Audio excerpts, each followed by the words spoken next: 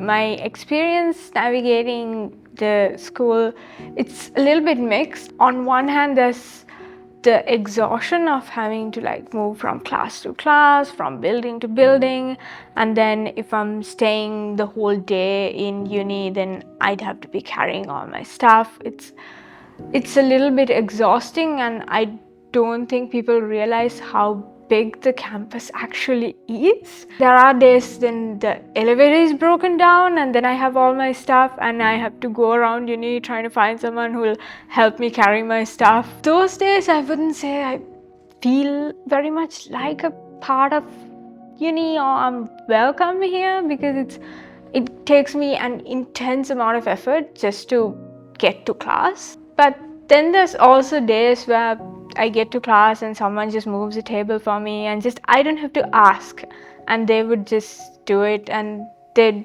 won't expect a thanks in return also, and then that makes me feel like it's such a non-intrusive, supportive thing to do. So it's mixed feelings. Again, it's mixed feelings because then there's spaces like the cafeteria where it's very cramped and crowded and there's long lines, and that makes it very inaccessible for me. And what that does is, if I'm staying for a long time in uni, then I have to carry my own food, which makes me again carrying a lot of stuff, or I have to go home because I can't stay long because I don't have anything to eat on campus. I do feel quite left out when there are activities that require us to move around.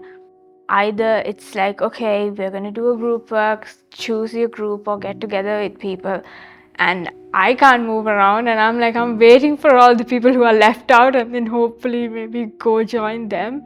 And the other thing that I feel that I really am not very happy about is that whenever there's like sign up sheets for presentation dates or something, everyone gets up to go and sign them, and I can't go into the crowd, so I wait until everyone goes away, and I usually get the worst presentation days and times, and I have to work with it.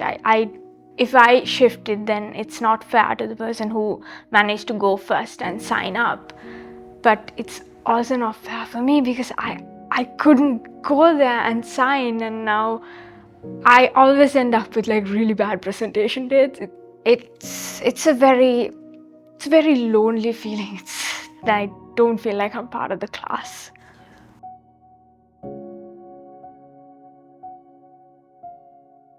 So I worked in retail where I had to stand for a very long time. There was a particular shift that required a lot of standing in one place, and I requested a chair, and this was something I requested in my interviews, saying I can't stand for a long time, I'm gonna need a chair. And then the moment I got into work, when they had a meeting with me, I was like, I would love a chair when I'm in this shift.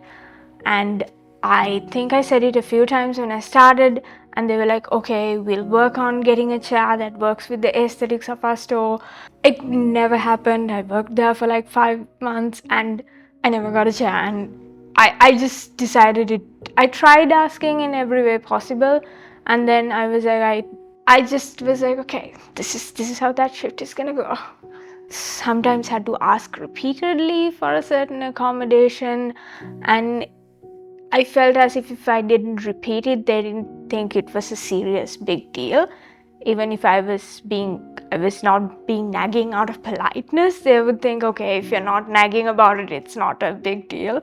And sometimes I would nag about it if it was something I absolutely needed, but sometimes I would just be like, it's easy. The other thing in terms of my appearance is again like the disability, the physical disability. It's either I get underestimated, like you have a physical disability so you probably can't do certain things. When I was working in retail, I'd have like people coming up to me from customers or like managers who are new, like, oh, can you do this thing? And I'm like, yes, I can do this thing.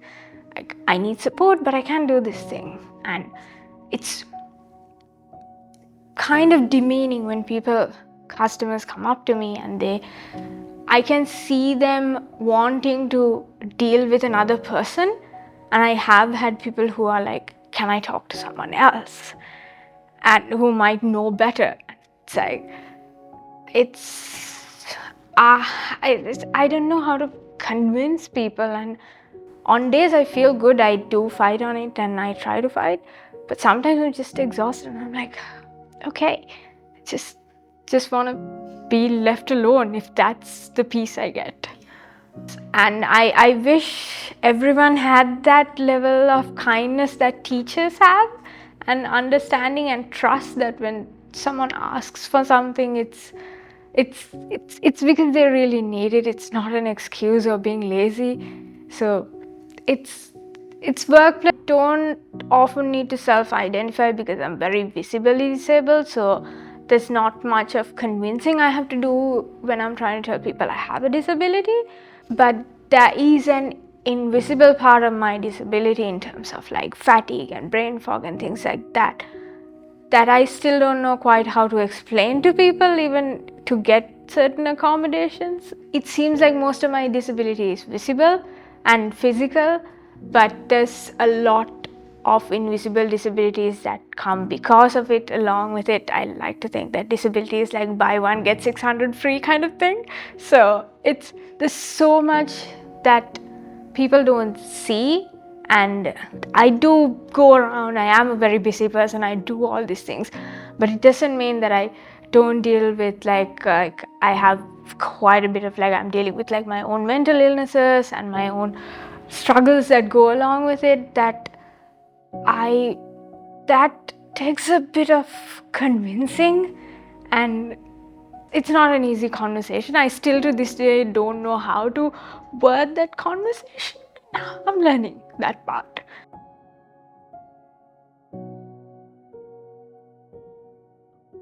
I get assumptions on two ends. One is on my name because my name is Usha, and that commonly gets associated with being Indian. While I have nothing against Indians, Indians are lovely people, but that's not my culture. And when I try to explain, what I get is like I am Sri Lankan, which is very close to India, and I get, oh, it's all the same. I'm there saying like my culture is a very old, beautiful culture, and I know Indian culture is also a very beautiful culture, but I have my own identity, and that it just strips away of like a 2,500-year-old history that I carry within myself. The worst part is my legal name is actually Upeksha, and I don't use that because people don't pronounce it correctly.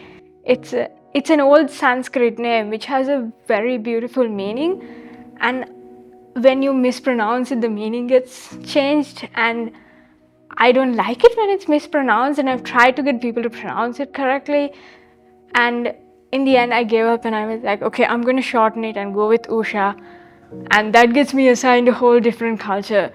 I don't know where to turn in this. Like, not my legal name, not my nickname, neither gets me connected to my culture that I like.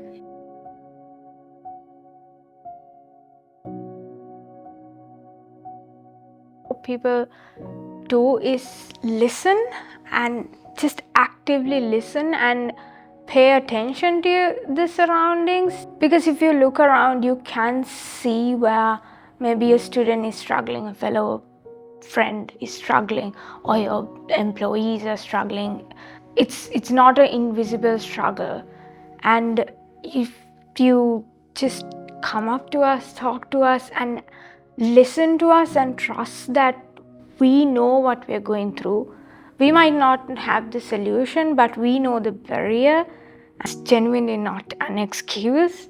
And if you listen and just pay attention and trust, I think that goes a long way into making places accessible. So like I said, because if someone does something without me having to ask for it, and I go into a place and it's like wonderfully accommodated, that is the best feeling on earth. So and I would love it if people ask me, and there is a non-intrusive way of asking that.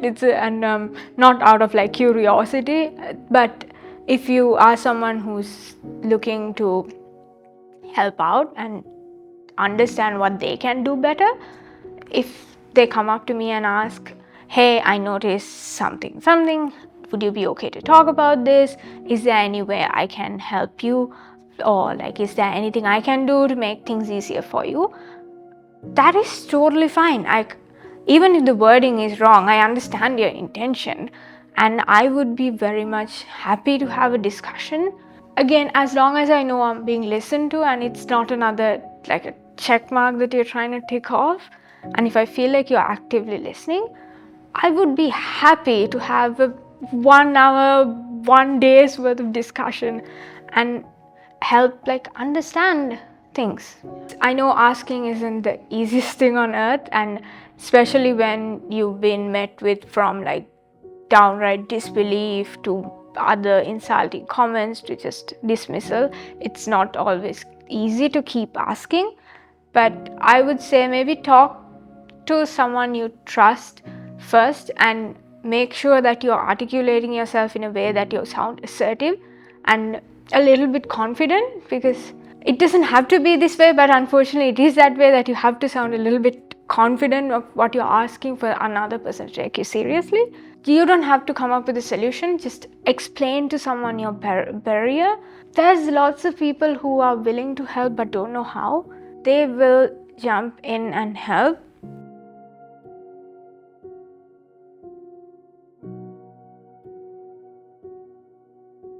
In terms of acceptance, like my biggest thing is I hope people keep an open mind to realize that what they see in a person is not at all there is going on. Like, I might seem like I'm functioning quite well, like despite my disability, so to speak, but there's a lot of things that I do before and after to show up to somewhere, to do something. It's my life. I don't have to share my personal details with anyone else. But if also people can be a little bit open-minded and kind and trusting me, and to know that I'm not faking things and I know what I want, I just don't know how to get to it, that